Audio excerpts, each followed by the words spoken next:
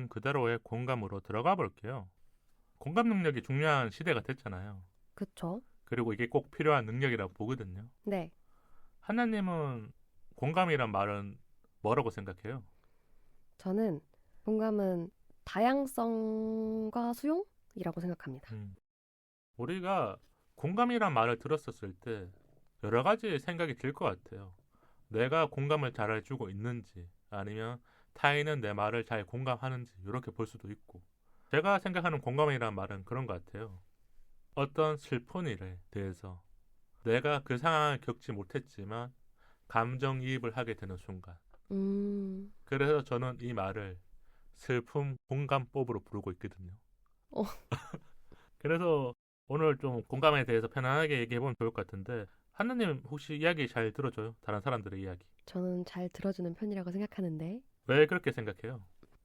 저는 약간 직업적인 것도 있는데, 음, 어, 저는 다양한 사람들의 경험한 얘기를 듣는 걸 좀 좋아하는 편인 것 같아요. 배우라는 일을 하다 보니까 조금 더 그 마음의 문이 열린 건지 맞아요. 아니면 내가 경험을 더 좀 듣고 싶어서 이렇게 듣게 되는 경우들이 많이 있었던 거군요. 네네네. 그럼 혹시 내가 이야기를 들을 때 하는 제스처라든지 이런 뭔가 대답할 때 하는 그런 단어라든지 말 같은 게 있을까요? 저는 다른 사람들의 말을 듣거나 할 때 눈을 꼭 마주치는 편이에요. 음, 그리고 그 사람이 약간 제스처를 만약에 하잖아요. 그럼 좀 약간 좀 따라가는 경향도 좀 있어요. 그게 아마 심리적으로 더 잘 듣는 것처럼 보이는 거고. 네네네. 왜냐하면 우리가 대화를 할 때 영혼이 없는지 있는지 눈을 봐야 알 수 있잖아요. 맞아요. 다른 데 쳐다보면서 응 그래 이러면 영혼 없는 거잖아요. 맞아요. 근데 눈을 바라보면서 맞아 너 진짜 힘들었겠다 이렇게 말하면 음, 그건 맞잖아요. 네. 연인들끼리 많이 싸우는 게 그런 거잖아요. 데이트하는데 한 사람은 폰을 보면서 그래 그런 일 있었어? 스마트폰을 보면서 얘기하는 거야. 성의 없어. 그러면 앞에 있는 상대가 진짜 얘가 내 말을 들어주고 있나 이렇게 보는 거고 통화를 할 때도 그런 게 있어요.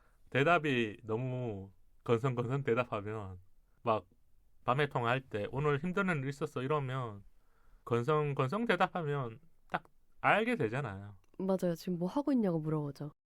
게임을 하고 있다거나 TV를 보고 있다거나 아니면 앞에 뭐 넷플릭스를 켜놓고 보고 있다거나 그쵸. 소리는 안 나지만 예. 그래서 이게 좀 사람들마다 감정을 공유해야 공감이 되는 거고 음, 저는 다른 사람들의 이야기를 잘 들어주는지 언제 알았냐면 네. 조금은 늦게 알았던 것 같아요. 왜냐하면 게스트 분들을 많이 만나니까 이런 생각이 들잖아요. 내가 말을 잘하니까 게스트 분들을 만나면서 대화를 많이 하는 건지 아니면 게스트 분들이 말을 잘하는 분들이기 때문에 이 방송에 오셔서 나랑 즐겁게 이렇게 대화를 하는 건지 조금은 왔다 갔다 했단 말이에요. 예. 다만 어느 순간부터 게스트 분들과 사전 통화를 한다거나 이야기를 나눌 때 그 통화 시간이 길어질 때가 있단 말이에요. 음, 분명히 낯선 분들인 거잖아요. 네. 하나님과 저랑 또 처음 알게 됐을 때는 낯선 사람이었지만 지금 친밀해졌기 때문에 많이 하는 거잖아요. 네. 그래서 그 사전 통화할 때 좀 대화를 많이 하거나 아니면 통화가 길어졌었을 때 그래도 내가 좀 잘 들어주기 때문에 많이 대화할 수 있구나 이렇게 느꼈던 것 같아요. 음, 이거는 뭐 좀 기준의 차이가 있을 수 있겠지만 그리고 다음 질문은요. 공감 잘하는 사람들이 가지는 성격이나 성향들이 있잖아요. 우리가 그런 사람들을 뭐 사회에서 만나거나 아니면 내 친구 중에 있을 수도 있고 그쵸, 그쵸. 어떤 게 있을까요? 저는 약간 섬세하고 그런 사람들이 좀 약간 리액션이 좋은 것 같아요. 음. 그게 아마 우리가 어릴 때부터 그런 행동이나 뭐 말에 반응을 했던 것 같아요. 잘 생각해봐요. 네. 유치원 때로 돌아가 볼게요. 가볼게요. 잘 들어주셔야죠. 하나는. 예, 생각하고 있었어요. 유치원 때로 돌아가 보면 저는 기억 남는 게 유치원 선생님이나 아니면 유치원 그 또래 친구들 중에서 그런 친구가 있었거든요. 그게 그 친구만의 제스처라든지 이런 말, 그러니까 응 맞아, 너가 잘한 것 같아, 뭐 이런 표현을 해줬었을 때 저는 되게 좋았거든요. 그 공감해주는 단어요? 네, 그런 말들이 있는 게 어릴 때 그런 모습들을 보게 되면 내가 이 사람한테 말을 하고 싶다는 걸 느끼잖아요. 맞아요. 지금 어른 됐을 때는 우리가 사회화가 됐기 때문에 그런 순간들을 더 빨리 캐치하겠지만 어릴 때는 모르는 상태에서 그래도 내 말을 많이 들어주는 사람들에게 말을 하잖아요. 네. 유치원 선생님한테 오늘 뭐 제가 아팠어요 그러면 아프거나 아니면 뭐 급식은 뭐 나와요 물으면서 막 이렇게 대하는 것처럼 그게 아, 어릴 때 형성이 되는데 그 학습이 되는 거라고 볼 수 있는 게 모습과 말투, 대답이 내 기억 속에 남아 있는 것 같아요. 음, 그러면 어떤 사람들은 이게 더 잘 성장하는 거고 어떤 사람들은 이게 도태돼서 그러니까 조금은 티가 될 수도 있고 공감을 안 하는 거죠. 그러니까 이건 뭐 성향에 따라 좀 다르지 않을까 그런 생각이 들었고요. 어떤 이야기 또는 상황을 공감해야 할 때 나만의 기술 같은 게 있을까요? 우리가 그냥 일상적인 이야기를 할 때는 그래야 할 수 있지만 상황을 두 가지 정도 얘기하자면 네. 결혼할 때라든지 아니면 뭐 장례식에 가야 될 때 요 상황일 땐 어떻게 하는지. 저는 결혼하는 상황이면은 최근에 제 친구가 이제 결혼을 했는데 음. 그때 청첩장을 줬을 때 제가 제 결혼식인 것 마냥 기뻐했거든요. 네, 막, 내일처럼 딱 생각하고. 네, 아직 결혼도 안 하고 결혼식도 안 했는데 아, 딸이냐 아들이냐 음. 막 이러면서 나 뭐 준비하면 되냐 냉장고 사줄까 아니면 세탁기 사줄까 근데 돈은 없다 막 그러면서 아직 돈은 못 모았는데 그래서 너 아직 시집가면 안 된다 막 그러면서 너무 좋아했고 한나님만의 이 특유의 능청스러움으로 그 친구의 기분도 맞춰주고 미래에 대한 이야기들을 이렇게 많이 해주신 거군요. 네 맞아요. 그리고 이제 장례식 같은 경우에는 제가 아직 경험해보지 못한 슬픔이잖아요. 그렇죠. 그래서 뭔가 그리고 저는 약간 제가 본인님도 그러시겠지만 공감 자체에 대해서 슬픔의 공감에 대해서 좀 빨리 배운 편이에요. 음. 그래서 되게 그 슬픔을 척하면서 위로하는 친구들을 별로 안 좋아하거든요, 제가. 우리가 슬픔을 위하는 척을 하는 사람들을 구분하게 되는 거를 조금 나이가 들거나 어른이 되면 알 수 있잖아요. 그쵸. 그래서 그러면 조금 더 뭔가 그게 더 슬프더라고요, 그게 음. 더. 그래가지고 그걸 알다 보니까 장례식이나 그럴 때 묵묵히 있어주거나 음. 아니면은 괜찮아라는 말보다 울어도 된다고 말을 했던 것 음. 같아요. 우리가 우는 감정을 통해서 내 마음이 위로받는 순간들이 있다는 것을 알게 되기 때문에 하나님도 그 지인분들에게 그런 말을 넌지 해줌으로써 이게 참 나았다, 울면 괜찮다라는 거를 그 분위기를 좀 이렇게 만들어 주셨던 게 아닐까 싶어요. 맞아요. 참으면 병 됩니다, 여러분. 아마 제가 생각했을 때는 하나님이 그만큼 내면 안에 쌓여있던 경험들과 말들이 따뜻했기 때문에 그 장례식 가서도 아니면 그런 상황이 생겼었을 때 해주셨던 게 아닐까 싶고요. 저는 결혼하는 친구들에게는 그 말을 해줬던 것 같아요. 너 진짜 잘 살았다고. 음, 결혼이란 거 더 잘 살기 위해서 하는 거지만 이제까지 잘 살았기 때문에 또 결혼할 때가 있으니까. 그러니까 뭔가 인정해주는 말. 요걸 딱 해줬던 것 같고 장례식은 그런 것 같아요. 어떤 말도 위로가 안 되겠지만 음, 이 말을 꼭 붙여줬던 것 같아요. 내가 그 상황을 겪어보고 나도 힘들어해봤던 걸 알았기 때문에 어떤 말도 이 앞에는 붙일 수가 없는 거잖아요. 그래서 이 미사오구를 꼭 넣어서 뭐 카톡을 보낸다거나 아니면 만났었을 때 이렇게 해줌으로써 그 뒤에 내가 하고 싶은 말 나도 장례식 뭐 3일 하고 오니까 뭐 녹초가 됐어. 너도 힘들었지. 뭐 이렇게 붙여줬던 것 같아요. 음, 그게 어떻게 보면 말 하나에 의미가 엄청나게 담기는 거잖아요. 그쵸. 제가 한마디만 말했지만 이 네. 한마디 안에는 그 사람에 대한 감정 대변도 있을 수 있고 아니면 나도 그 사람에 대한 뭔가 위로와 위안을 주고 싶은 그런 메시지가 있지 않았었을까 이런 생각이 들더라고요. 그럼 유난히 내가 공감했던 일이 있을까요? 뭐 개인적인 일도 괜찮고 아니면 최근에 있었던 사회적인 일 아니면 주변에 있었던 일 중에서 뭐 좋은 일도 괜찮고 아니면 안 좋았던 일도 있다면 글쎄요, 어떤 거에서 공감을 했을까요, 제가? 요즘에 그러면 TV를 본다거나 뭐 영화를 봤었을 때 아니면 다큐멘터리라든지 네. 공감되는 건 없었어요. 영화 자주 보시잖아요. 요즘에는 영화 말고, 최근에 그 스터디 그룹이라고 그 보셨나요? 티빙에서 새로 하는? 그 드라마가 있나 보네요. 아, 네. 그 웹툰 원작인데 아빠가 너무 좋아하세요. 아, 그래서 같이 보면서 네, 같이 보면서 너무 아버님이 예전에 그 약간 뭐라고 해야 되지? 권투 선수셔가지고 음, 그런 약간 조금 액션물 이런 거 좋아하시는데 스터디 그룹에서 약간 조금 액션물 약간 이런 게 있어가지고 아빠가 공감을 엄청 하시면서 좋아하시는 거예요. 그래서 한나님이 아버지의 모습을 보면서 나도 흐뭇하게 웃었다는 건가요? 네, 맞아요. 이거는 시대를 뛰어넘은 공감인가? 아버지의 옛날 모습과 아니면 아버지의 감정이 어떠했는 건지 조금 느꼈던 거죠. 네, 그러면서 아빠가 이제 옛날 사진을 보여주시면서 음, 자기 막 이랬다 저랬다. 나 때는 이랬어. 에, 그게 아마 아버지가 또 살아온 삶에 대한 이야기를 할 수 있는 그런 장치적인 거잖아요. 맞아요. 아마 한나님도 그때 기분이 좋으셨을 것 같아요. 뭐 그 드라마도 재밌을 뿐더러 내가 아빠의 이야기를 이렇게 또 들을 수 있구나. 그쵸. 그리고 한나님은 워낙 또 활발한 성격이니까 막 질문도 하고 막 웃기도 했으실 것 같아요. 맞아요, 제가 맞아요. 그냥 모습이 상상이 되네요. 에, 저는 유난히 공감했던 일은 이런 것 같아요. 친구가 이제 결혼을 하고 딸이 생기고 이랬었을 때 제가 같이 만나는 경우들이 생기잖아요. 그러면 저는 아직까지 이렇게 뭐 자식이 있거나 그런 게 아닌데도 불구하고 친구와 딸의 모습을 보면서 공감이 됐었던 것 같아요. 저 모습이 너무 이렇게 즐거워 보이고 행복해 보였기 때문에 나도 그 안에 시간을 같이 보냈는데 그게 내가 겪어보지 못했지만 마음이 뭉클하거나 어떤 감정이입이 되는 거 음, 그게 유난히 공감하는 게 아닐까 이런 생각이 좀 들어서 얘기 드리고 싶었던 것 같고 우리가 그럼 공감이 결핍되는 순간을 좀 얘기해 보죠.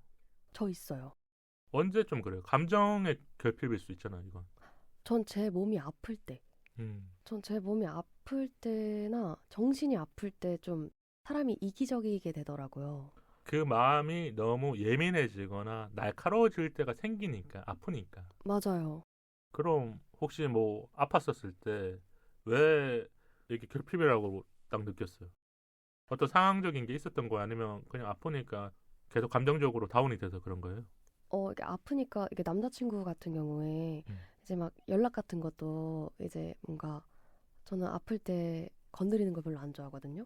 그런 분들 있잖아요. 아플 때 계속 연락 오거나 이렇게 뭔가 신경 써줘도 일단 내가 스스로 괜찮아져야 말을 할 수 있으니까. 맞아요, 맞아요. 근데 이제 그 친구가 계속 연락을 한다던가. 음. 그러니까 그럼 이제 내가 말을 했는데도 계속 연락을 해. 그래서 한나님은 분명히 그때는 조금 예민해졌지만 나중에 다시 나아지면 미안한 감정이 들었을 것 같아요. 어떻게 하셨어요? 이런 게 공감 능력입니다. 대단하신데요? 하나님이랑 얘기하다 보면 그런 게 느껴져요. 하나님도 좋은 마음을 가지고 있기 때문에 조금은 마음이 예민해질 수 있지만 그 뒤에 그렇게 하셨을 것 같다. 이렇게 봤던 것 같고요. 저는 감정이 결핍된다고 느낄 때가 잠이 안 올 때. 왜요? 우리가 요즘 이런 게 있어요. 가장 그 많이 대두되고 있는 게 질병일 수도 있지만 수면 부족, 수면 장애가 있거든요. 지금 뭐 의료적으로 뭐 여러 가지 병들이 있겠지만 제가 느끼는 것도 현대인들이 잠자는 시간들이 계속 줄어들고 있어. 나도 나이가 드니까 이제 어릴 때는 막 8시간, 10시간 금방 잤거든요. 5시간밖에 잠을 못 자. 그런데 그런 순간들이 일주일에 많아지는 날 내 감정이라는 게 말랑말랑했던 게 딱딱해져 가요. 그래서 출근하는 날이라든지 아니면 회사에 어떤 일이 있거나 사람을 만나도 내 기분 변화가 크지 않아요. 근데 음, 티를 내지 않을 뿐이죠. 우리가. 음, 왜냐하면 그만큼 내가 잠을 못 잤으니까 피로하기도 하고 감정적으로 지치기도 하니까. 근데 저 같은 경우에는 지금 좀 나이가 있으니까 뭐 크게 안 좋은 일이 생기거나 이렇진 않아요. 우리가 안 좋은 일이 생긴다는 거는 뭐 진짜 큰 병이 생겼거나 아니면 누군가가 사고로 다쳤거나 아니면 내가 뭔가 준비하는 일이 다 엉켰을 때인데 그런 건 잘 생기지 않기 때문에 오히려 이런 일상의 변화에서 내 감정이 좀 결핍돼서 바라보는 시선이 예전이랑 다른 기준으로 보게 될 때가 생기는 것 같아요. 음, 그럼 우리가 또 이색 질문 하나 하고 마치면 좋을 것 같은데요. 네.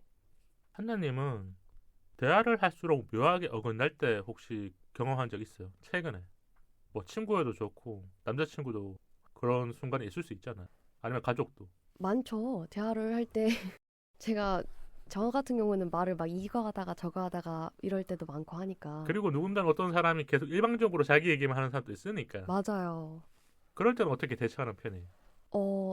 저는 일단 남자친구 같은 경우에는 이제 친한 사이다 보니까 약간 애교 있게 잠시만 우리 요즘 말이 좀 안 통하는 것 같아. 약간 이렇게 얘기를 하면 이제 알아듣습니다. 그렇게 하면 남자친구도 내가 오늘 좀 얘기를 너무 많이 했구나. 그쵸? 아니면 내가 한나의 얘기를 좀 못 들어주고 있었구나. 그쵸? 이렇게 딱 알아채시는 편이군요. 그쵸? 그쵸?